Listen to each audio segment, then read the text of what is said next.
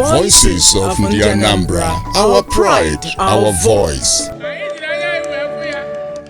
Welcome to another enlightening episode of Voices of Anambra, where promises are examined and policies are looked into. My name is Uche Chukwu Ebonam. Of course, you can call me Jasmine. It's another one. But today we're going deeper than you ever thought we would. Yes, over 800 kilometers of roads reportedly being constructed across the state, and ambitious Anambra Beltway projects. From the fight against devastating gully erosion, we had a state of emergency on Anambra environment recently, to environmental sustainability, urban regeneration, road construction, and all that going on in the state. Well, are these projects actually transforming lives as promised?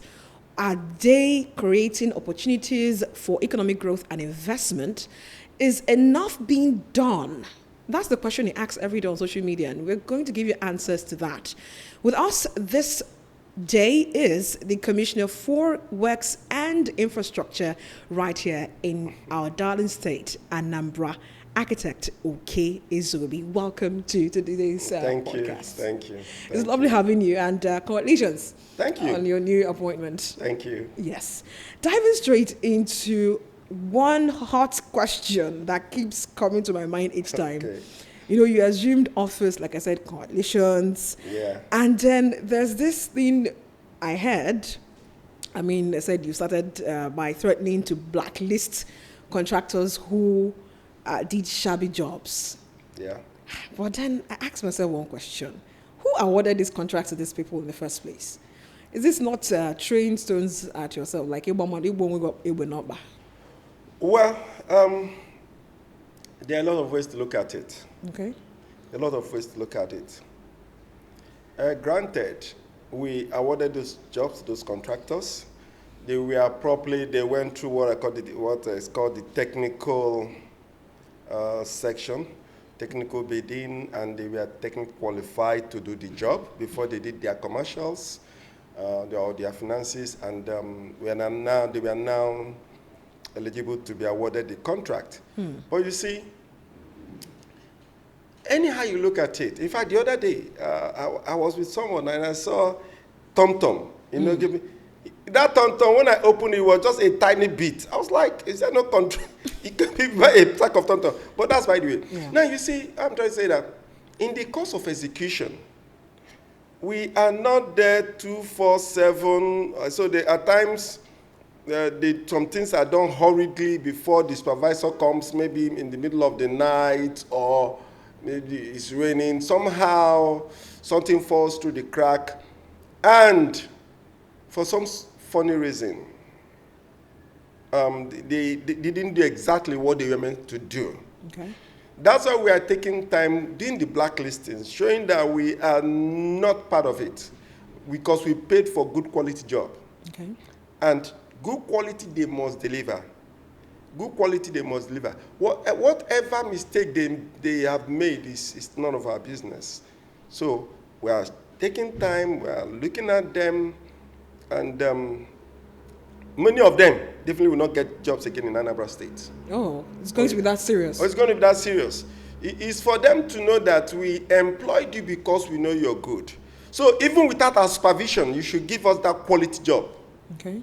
So we are that serious.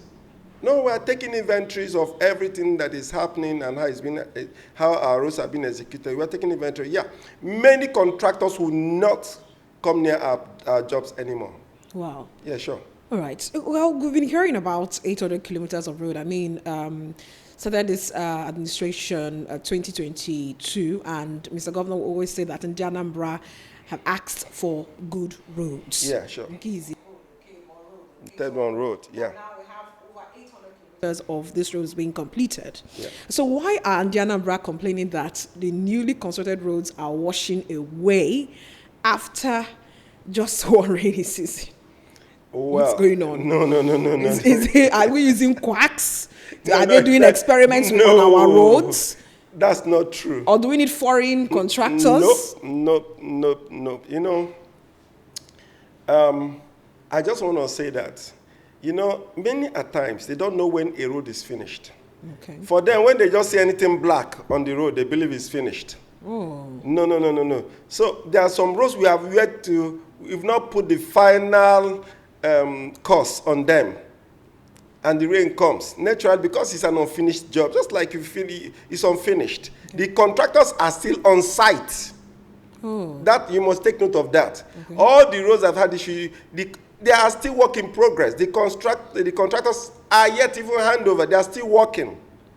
So, that's what it's called, for instance, what Anambra will try to understand is the concrete. Concrete has a certain time. I mean, when you mix concrete. No. Normal concrete no. Okay. Wood decking. Okay. In my hand, they say wood decking a rapia for 21 days. Go where set it off. It's like that with even asphalt. Oh. Okay. It has a certain time. So, because we do not have control of the weather, God does. So imagine you lay asphalt now in 48 hours. It's heavy rain. The asphalt is yet to set.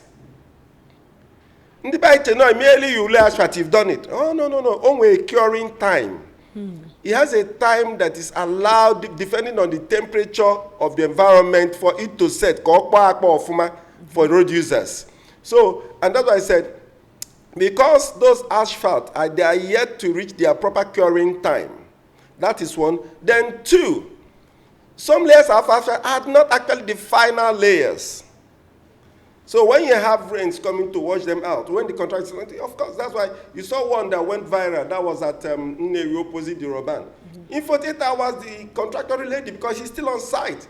He cannot hand over a poorly executed job to us. Okay. And don't forget that after he even hands over, we have a retention period, 6 months plus 1 rainy season. Yeah, we should take note of that. We have a retention period. And when the contractor is done, 6 months plus 1 rainy season. That means if you finish your job in October, if I go rainy season, I calculate maybe your 6 months will probably end March next year, which is 6 months. Your retention period has to pass the next rainy season, which we have to start in April, May, June, July. Down to October. Down to October, you see that. So our retention period is 6 months plus 1 rainy season. And if anything happens to that road within that time, you have to go and fix it again. Okay. Yeah, so you can see that Oregon Anambra is not being wasted. At the end of the day, these contractors will hand over properly a well-constructed, top-quality road. All right. If we can remember quite well, some weeks ago, the 8th Assembly summoned you and other commissioners to the House of Assembly. And, of course, this is regards to the flooding going on in the state, And you told Ogidi, Obosi, Onitsha, right? But honestly, sorry. Did you just go there to take pictures and make videos? What is the action plan for these areas? Well, all I can say is we're on it. We are identifying across the entire landscape of Anambra State, taking time to see those nuances, those people that have blocked our drains. We are marking them, taking inventory of all those buildings. So it's going to be, it's not like we demolish some buildings today, tomorrow we'll go back again. No. Last week I was at Nkpo, particularly, GTC Nkpo, the government technical school. Along that route, they have a lot of erosion as a result of people building on drains. So I went there with the Physical Planning Commissioner. So we are taking inventories. By the time we are done, hopefully by the end of this month, we'll now start the proper demolition process. So let them not think, particularly those at the market, I was at the Ogidi market. Oh no, we are coming for them. We have marked it. So people are also part of the flooding crisis. In fact, the major problem, the flood issue, is man-made. Because, but let me look at it in two parts. Okay. Number one, we were warned. Anambra was one of those states warned. There's going to be major flooding due to what we call high precipitation per minute. It means the volume of rainfall you're going to get per minute is like it's in a season in 2 hours. Bia ozo all of a sudden in 10 minutes. High precipitation. You will see that no matter how prepared you are, for within that 2 hours, your drainages will be able to take them away. Do you understand me? Yeah. But now all of a sudden, the rain just pours. It will overwhelm the drains and bring about flooding. It was naturally predicted it was going to happen this year. So the flooding is one, nature. Okay. Then secondly, man-made. People who have built on waterways. The one, when I went to Nkwo particularly, we have that recording. NTA was there. I told them clearly, gentlemen, the community have sold all the land on the waterway. And now, having fought nature, you now want the government to come and help you fight nature. This is clearly a valley. Kunu jejeluchisi on a valley where the water is supposed to run off through. Kefun chokome. Water must run off. And when you build on valleys, inside valleys, blocking, where do you want water to go through? And then they are saying, Soludo, and they will always attribute it to the ongoing construction. Meanwhile, the drains are blocked, built on, and siltation. Now, in fact, I also have a video of it. I'm glad I had the video. When I went to GTC, when the saying, I said, hey, can you know moral instruction? I couldn't change how food does be in email million. Then they agreed. It's like when it rains, they empty their waste into the drains. And definitely the thing will get seated along the line. If you say, instead of water going within the drain, it's not because the drain is now seated with waste and sand. The water now starts flooding the road. And one thing in the Baigama is this. Millie and asphalt are enemies. They don't agree. Wow. Millie and asphalt. No. Asphalt hates rain. Hates water. That's its enemy. And in some parts of Anambra State, they intentionally block the drain so that they can have sand silted on it. Then they start packing it to go and sell. Yandi tipa noa. Or something. Their only quarry or their only mine is the drainage. So they intentionally block the drainages. It's very common around Aguata, Orumba areas. They intentionally block the drain just so that sand will silt up. Then they will now harvest the sand to go and sell. Meanwhile, when the sand is silted, that means the whole rain, the whole flood is on the road, no longer inside the drain. So you see, we are the problem. Soludo. How? Or Soludo mechigota. Or Soludo polaja poche will if a block to hold. We have videos of it. I'm going to give videos for you guys to share. Showing where people intentionally planned, purposefully block the drain to have sand sealed so that they can harvest it and sell. Then Million Wabaziena Road, as in Kemenoga, as in a poorly constructed road. Meanwhile, not far from the gutter, Ujena main road. Or maybe a main road, or maybe the asphalt, as no poor construction. You see, part of the problem. We are actually part of the problem.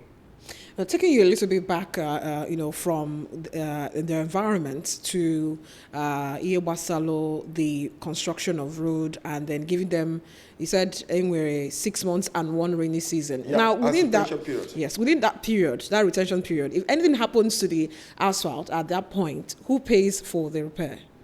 Well, unfortunately, the vendor pays, the contractor, within that 6 months. Okay. After that 6 months, he has to hand over to us a properly well-laid asphalted road. So within that period, all the repairs, the contractor bears the cost of every repair. Okay. Within the 6 months plus one rainy season retention period. Yeah, the contractor does. Okay. It's not at the expense of Anambra State. All right. Well, hopefully in the Anambra, the contractor pays, because someone would ask what happens at the end of the day. Is it our tax money that will repair the contractor's fault? The contractor pays. All right. Well, Mr. Commissioner, Governor Soludo admitted to, bursting it out into tears, breaking down over the deplorable state of the roads in Aguleri. One time he visited that area. Yeah. If the number one citizen is crying over the situation, of that road, Why shouldn't the Anambra believe that meaningful work is actually going on in the state? Well, I need to address the issue of the cracks so you guys can put in context. Okay. You know, we had an aspirant who was campaigning to be elected into office. Then he went with him to that location. And of course, what he went through to get to that location was one experience. So during the event of the campaign, the aspirants knelt down shedding tears, pleading with Governor Soludo. Others joined him that the only thing they want, they feel cut off from the rest of Anambra State. You know, many people don't know that this governor has a very soft side of him. Oh, no, the governor has this very soft side of him. Forget the mean look, oh, he's a hilarious man. He's a funny guy. I love him, honestly. He has these soft parts that people, for him to cry publicly, it was like they unearthed that part of him that is very soft. He very compassionate. He was feeling the suffering. He could not just imagine what these people go through every day. He experienced it coming.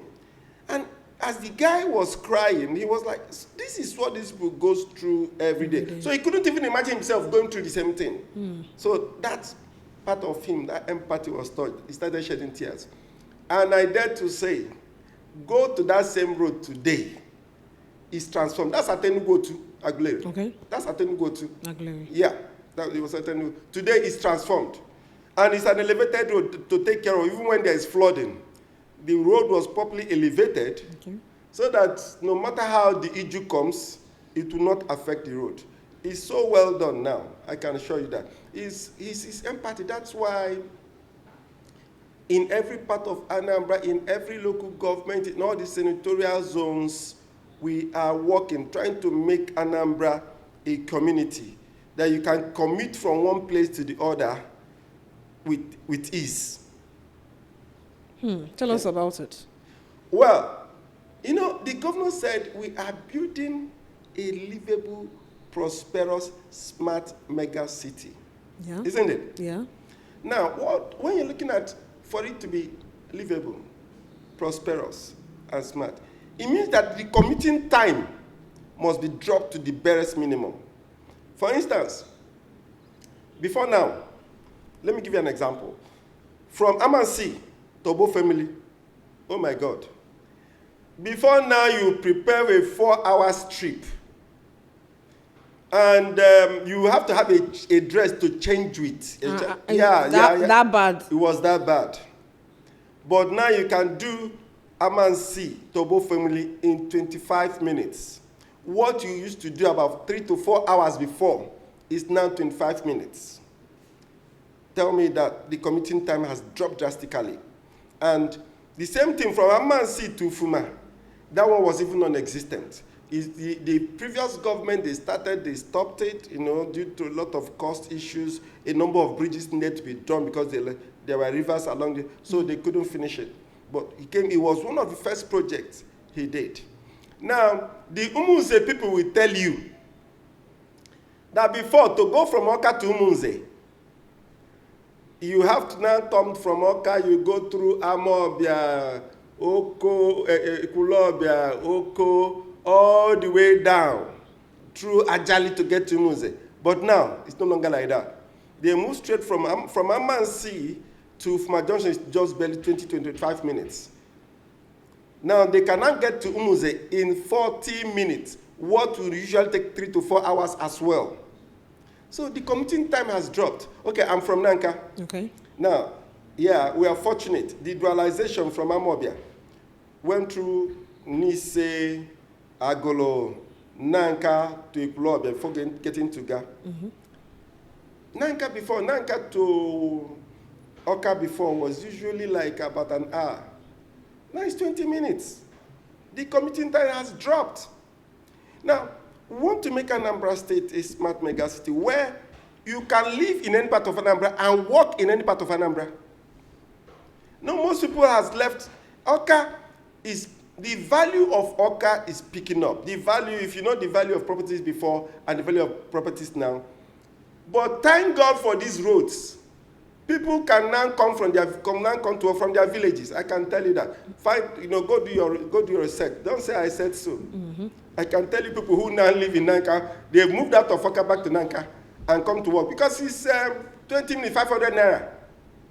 They are in Oka in 20 minutes. So you can, if you're working in Anambra, in Oka, for instance, say State Secretariat, if you leave Nanka by 7:10, by 10 minutes to 8, you're comfortable in your office. You're comfortable there in your office. So the commuting time in most parts of Anambra has drastically dropped. Right. So you see, we are already building it. Just give us a few more. We have under 3 years plus. After then, wow, we would have laid that foundation for other bigger things to happen.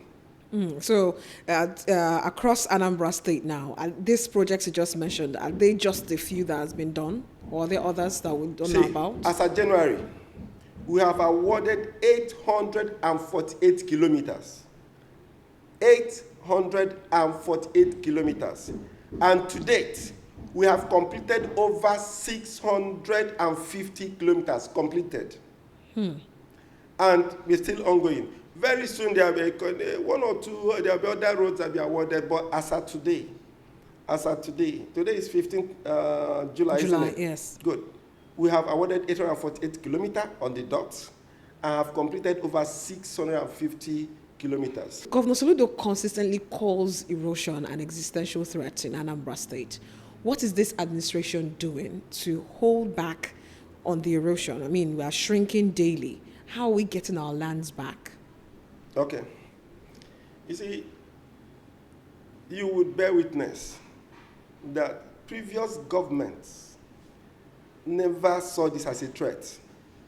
They didn't, it wasn't anything to pay attention to. Mm-hmm. They believed that we must wait for the World Bank, federal government to come without addressing the matter. But the solution agenda, the solution government took note of that and said, look, something must be done. And we have a lot of programs on fighting erosion. First, we are trying to, some of the roads we are doing now and the ones that are done in the future, in the past, we are trying to get the drainages to terminate properly to water bodies. So we don't allow water to just look for its course. That's one major thing we are doing on the government side, making sure we have proper discharge drains that take runoff water. That's why a road might be 2 kilometers, but the discharge drain will go under 3 kilometers just to get the water to a safe place, okay? That's one aspect. Second aspect is where, we have a robust reviewed environmental law. And part of that law, we took time to get citizens to be involved in checking erosion. One of which is, right now, for you, in many communities, across Anambra, not just many communities, you must have what we used to call Omi or Nti. Or in my village, we call it Mbamiri. We are encouraging communities to say, look, you cannot have runoff water coming out from your compound. You must first of all check the runoff water from your compound. You should be able to hold back. You don't allow the water from after when it rains. The water from your compound must not get onto the public road. Contain it in your compound. Imagine where every Anambra person, you contain the water in your compound, and there's no runoff water because actually, because we have our soil is quite loose. Yeah. So when the water is running at a certain speed with volume, it eats up the soil. Well, with the way people are building mansions here and there, would anyone have interest of having? The new regulation is saying that you must have water, you must have like a pit in your compound. Now, going forward, you cannot have your building approved without having that pit inside your compound to hold back the water. Because it's an existential threat. We must attack it headlong. We cannot continue to live as usual, and we are seeing continuous degradation of environment when we can play our own part. We can't wait for government to, listen, we do not have the resources. Now, many erosion-prone areas like where I'm from, Nanka, look, the entire resources, the entire budget of Anambra State for the past 8 years cannot solve the gully erosion in Nanka. It cannot. This is just, we're talking about Nanka and Oko. These are the major areas, okay? Okay. The resources we get in Anambra State for 8 years cannot solve that problem. So what do? We have to start looking for remediation. How do we stop to make sure it's not increasing? That's what the law, the new environmental law has addressed, where individuals will be taking charge of the runoff water from their compound.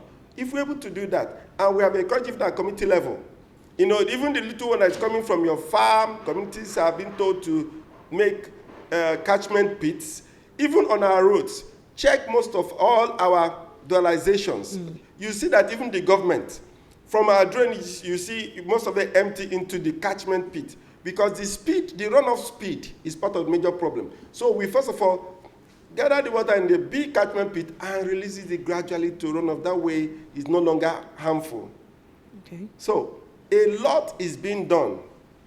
Secondly, thirdly, we are encouraging communities to get involved by planting bamboos, cashews. There are plants that we have recommended that helps to hold the soil firm. Okay. A lot of communities are actually, in my community in Nanka, oh no, we've done so much. Oko, they've done so much. At least I can speak for these communities. Okay. They've entered even the gully sites, and they planted tons and tons of bamboo to help to stop the erosion going further. So a lot is being done in that sector.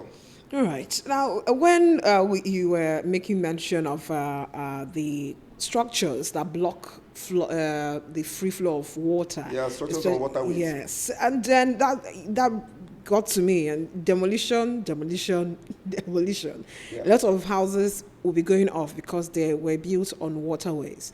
And then when you come to road construction again, there's going to be an extension of the road, which means another demolition. Yeah, sure. But critics say this is harassment of the poor, especially in situations where these people got approval from the said government again to build this project. Yeah, I must admit here, many of them they have approvals, but cities grow. Cities grow. When cities grow, you have to have what we call urban renewal. As the population grows, there is the need for bigger infrastructure. Now, all those that have approvals, we have adequately compensated. There have been compensation paid out. But, mind you, part of our new law that we are bringing out, the urban fiscal development planning law that we're coming out with, some of these approvals are fake. They are not real. They were born out of corruption. They were born out of corruption. And our law says we are going after all the physical planning officers that did that approval. Oh, okay. Those approvals should not have been done in the first place. Yeah. Now, the regulation says from the middle of the road, you're supposed to have about, 42 meters here as setbacks. And there are people are building on setbacks. On government say, from the middle of the road, take 42 meters either direction. Nobody's obeying that. And they will go to physical planning, and they will pay the officers. You just say approved. They have an approval plan. My dear, you and I know that for everything there is a root title. I want to deviate a bit. If you go to Ministry of Land and a corrupt officer gives you the wrong CFO, it doesn't make that land yours when we go to court. Because originally there is somebody that owns it. Somebody came to,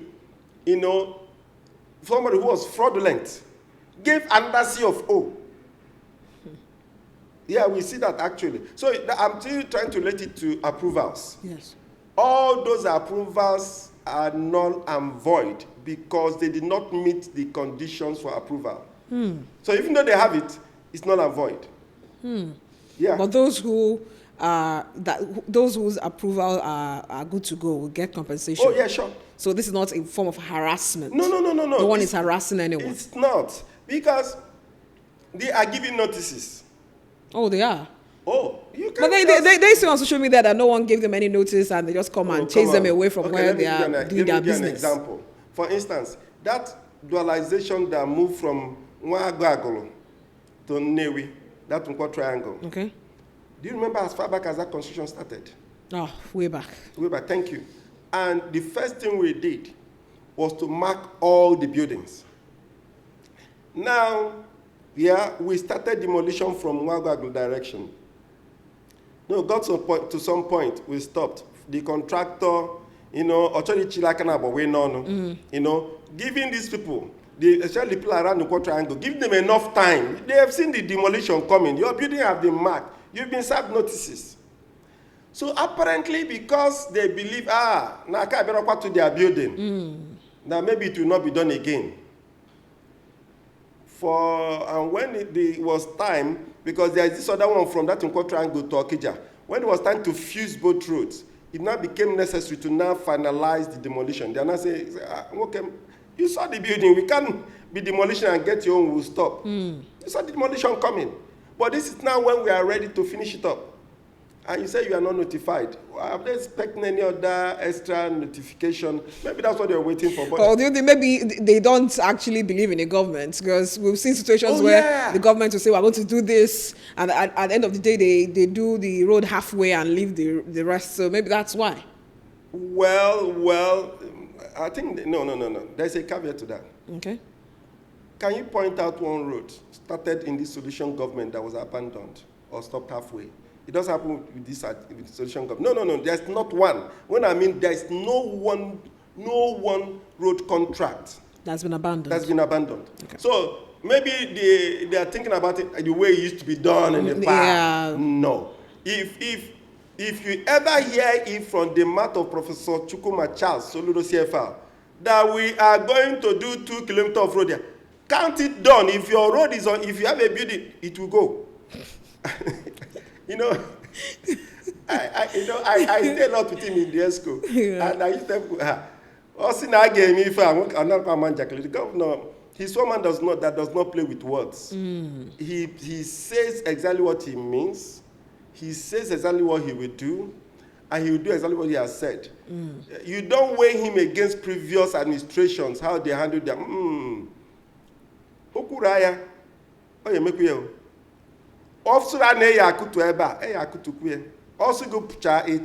okay. Yeah. All right. Talking about Ekuraya, we have the AMIC, the Anambra Mixed Use Industrial City. We have the Oka 2.0. We have the Greater Niger City. We have the proposed 10-story hotel. What is holding all this? Are these just speeches, drawings, presentations? What's holding these projects? Listen, the point is these projects are on. I don't know what else you're expecting. Now, I can assure you, I'm assuring you that very soon, in the next 2 weeks, you're going to see we are starting from somewhere around Ndike to do a 3.8 kilometer into the new airport. Okay. Dualized. Mean the Aerotropolis? Today is 15th of July, right? Yeah. By 30th of July, we will see us on site doing that road. By August, we would have started from Coca-Cola along the old road here in Oka. Okay. We will continue to drive into the Oka 2.0 to the Erotropolis.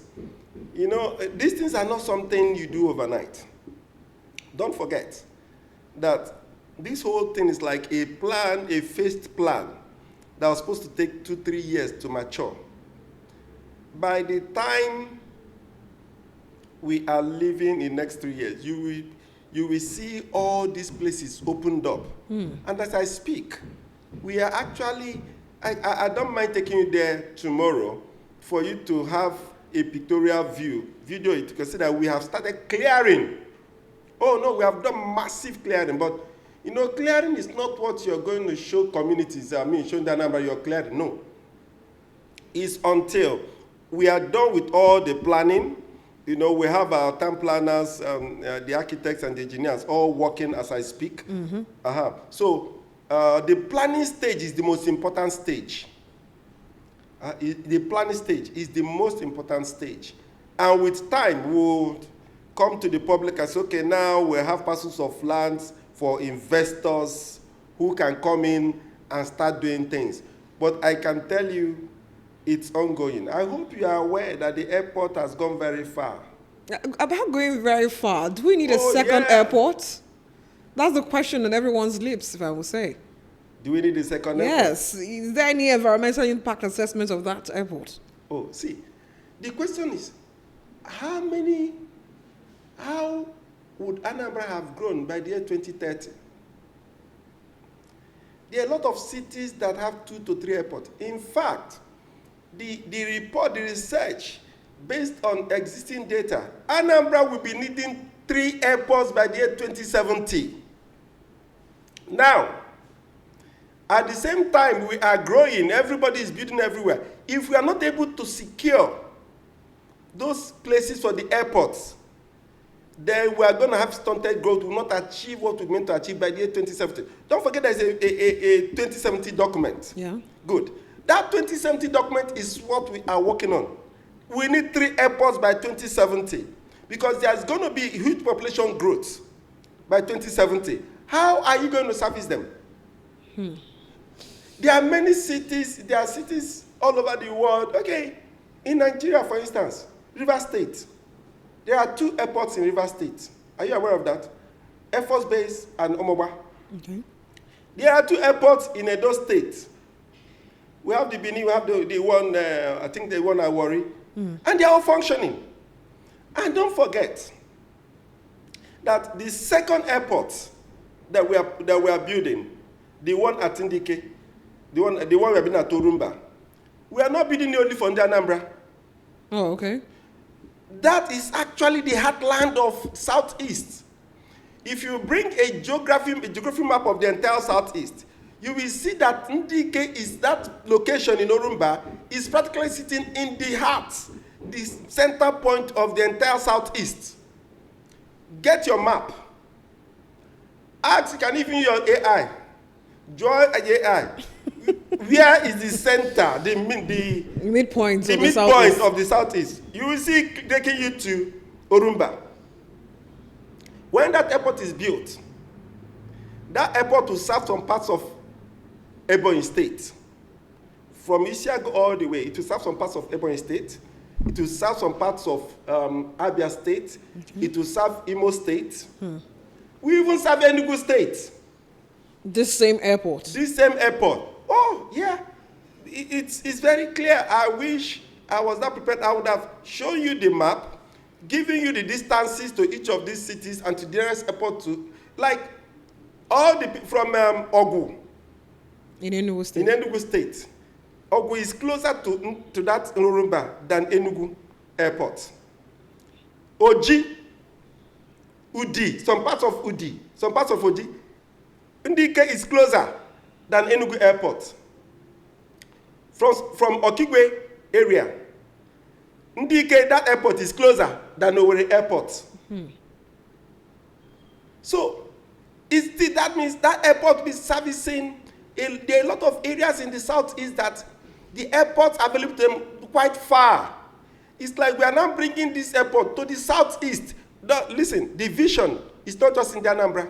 Okay. The Anambra is the gateway into the southeast. Yeah. Anambra is the gateway to the southeast. Yeah. Whether you're coming by land, the two Niger Bridge, right? Yeah. Anambra is the gateway. You're coming to the southeast, Anambra is the gateway. So, we are also bringing a gateway from the air. As you land, you drive to Enugu State, you drive to Imo, you drive to Abia, you drive to Ebonyi. We need another one. And by the grace of God, this administration, we will acquire another place for the 3rd airport before we leave. Oh my God. Yeah, we need to, because if we don't... There is a lot of noise for the 2nd airport, and I'm not saying we are building 10 airport. Don't get me wrong. I know. We need to prepare. Okay. Sorry, forgive me. You want to start now to make preparations. If you're a Bible student, you know, you will see that David told Solomon, I'm making preparation. Let me prepare what you need for the future. So you are the forerunners. Yeah, we are forerunners. So we are preparing. We'll finish this airport. No, by the grace of God, we're going to finish this airport. Okay. And by the time we finish this airport, meanwhile, I don't know of any airport that the citizens have clapped when it was meant to be built. The Owerri airport today that everybody was enjoying, if you know how they insulted Mbakwe, when Mbakwe said that they are going to build Owerri airport, go and check it. Everybody was like, today, if not for that airport built by Mbakwe, tell me what would have been of Owerri. But when Mbakwe was building it, they were like, okay, but today I'm not going to, he's receiving applause. The same way, we are building this second airport, they say, what, okay, man, Soludo the West guy. The same thing they said about him when he was trying to reform the financial institutions in Nigeria. You remember? Yeah. When he was talking about the bank consolidation? In CBN. One thing I want to tell you about our governor, he's the man who sees tomorrow. He's not thinking now. If the governor was thinking now, then, when he started the consolidation of the banks, financial institution, he wouldn't do that. Everybody thought everything was okay. But the governor projected into the future as the CBN governor. The same way he has projected into the future of Anambra State. That's why he's an economist. An economist is somebody who is able to predict the economic situation in the country and around you and prepare for it. He prepared that Vision 2070. It's not a document to put on the shelf. It's an executable document. That's why we haven't done the rail master plan. Don't forget that the rail track you're seeing in Lagos now was planned tens of years ago. That blue rail. Yeah, it was planned from I think it was when Tinubu was the governor of Lagos State. That's when that blue rail master plan started. The same way what we are doing now. So the master plan that we have now of the rail in Anambra State is not something we are going to build now, but it's futuristic. So it but we also are helps it on sustainability. Sustainability is good, yeah. Because when you have this airport, and you have the AMIC, and you have the biggest African market built, and you have the pharmaceutical hub, you have the agri-industrial zone, with Okey 2.0, with huge investors coming in. And because, don't forget, our target is to make Anambra State a destination, no longer a departure launch. Yeah. So a time is going to come, give 10 years from now. When you graduate, you want to go to Anambra State, say where you want to go to Lagos, you want to go to Abuja. Anambra becomes a destination. Now, when Anambra becomes a destination, when we are hosting people from others, because it's going to be a smart mega city. Okay. Just like the Dubai Taiwan thing, that's exactly what we are doing. You find people coming here to look for job. They are coming from Kogi, coming from Kano, coming from Sokoto, coming from Osun State, coming from Oyo, even coming from Lagos. Where will they stay? Which airport will they use? How will they move around? You have to, as you're talking about, you have to plan for it. Building a smart mega city is not, you have to plan. That's the essence of these new cities. We are planning new. By the way, how many cities do you have planned in Anambra currently? Abuja is well planned. Some parts of Lagos well planned. Okey is not a planned city. Are you aware? I agree. Okey is not a planned city. So that's why we have Okey 2.0. We need to plan it where you have the drainages, you have the central water, you have the roads, you have the school, everything properly planned, power planned, waste planned. Everything needs to be planned. So we are preparing and building new cities for our children, for generations yet unborn. You know, they say the black man is the only person that doesn't prepare for his children. Oh, we want to change that narrative. I don't think so. The black man prepares for their children. That's what you think. They want to Kaibri every time they might get you Kaibri you know. Well, taking a look at the black man and, of course, PPCP model of Professor Chukwuma Charles Soludo. Okay. Now, the government is calling on Anambra to construct roads, come into infrastructure and also help in controlling erosion, into the pockets of individuals. Is this not putting burden on the people? Because, the economy is tight. I don't know what you mean by putting burden on the people. This is what the government should be doing. So why is the government asking people to participate in constructing roads and controlling erosion? Okay. Have you asked yourself the amount of resources that's at our disposal at the state government? We can't do it alone. We have a good number of HNIs, that's high net worth individuals. We are partnering with them. There is somebody in Umuawulu who has a record, has done over 30 kilometers of road in Umuawulu. If you go to that community in Umuawulu today, it's a transformed community. The governor has been flagging off, he's been commissioning roads done by individuals across board in Anambra State. In fact, in my own community, okay, the governor has commissioned a 2-kilometer road in Nanka. And very soon we are inviting him to commission about 10-kilometer roads, over 10 kilometer years, done by a worthy son of Nanka. And another person has actually promised the governor to do a total of 10 kilometer, 2 kilometer in 5 different communities. If you say you are Iwo Dogu na Anambra, and you go fanine, bia gosi na ye ne blo Dogu Odogu ki na Lagos, Odogu ki na bia blo Dogu na Benage.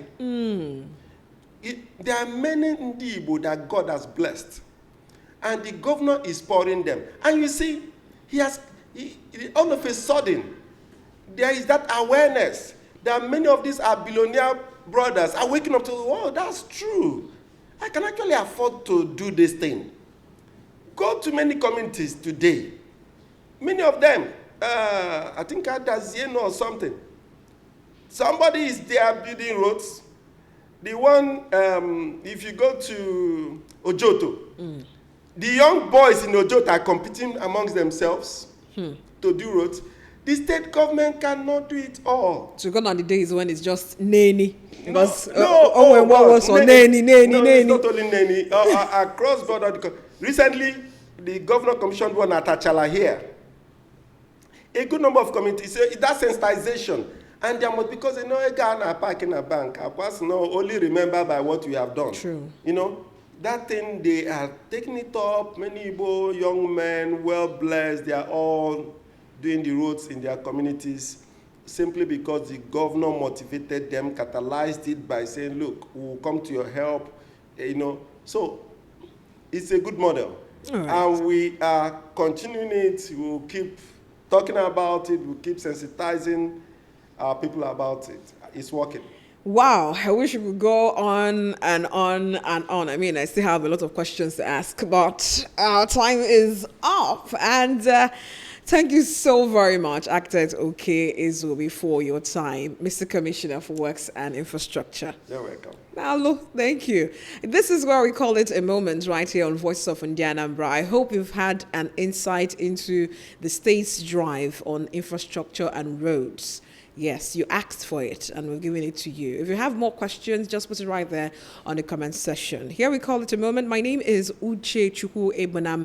Make sure to like, share, and click on the notification bell so you'll be notified each time we have a content for you right here on this channel. Follow us on all social media handle. Voices of Anambra, that's the name. See you some other time.